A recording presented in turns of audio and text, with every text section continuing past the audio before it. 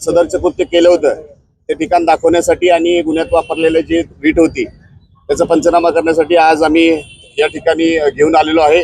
या 3 जे आरोपी आहेत त्यांची नाव आहेत अभिषेक मंगेश गोडके वय 26 वर्ष राहणार राजारामपुरी, आसिफ अमानुल्ला नायकोडी वय 30 वर्ष राहणार इंगळी तालुका हातकणंगले आणि ओंकार जगन्नाथ चौगुले वय 22 वर्ष राहणार पात्रूट गल्ली सायबर चौक कोल्हापूर। तसेच यामध्ये एका अल्पवयीन मुलाचा सुद्धा समावेश आहे।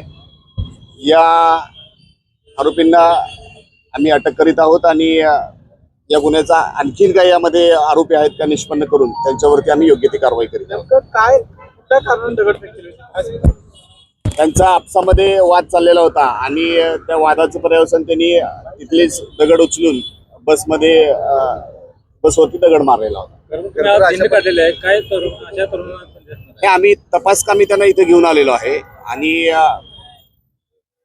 तपास कामी आणलेला आहे। तर अशा पद्धतीची गुन्हेगारी जी आहे ती वाढू नये म्हणून पोलीस अशा पद्धतीचं चाप बसवण्यासाठी हे सगळं आणि लोकांमध्ये विश्वास निर्माण व्हावा पोलिसांसंदर्भात अशी ही ऍक्टिव्हिटी आहे का? बरोबर, तर लोकांनी तक्रार देण्यासाठी समोर आलं पाहिजे।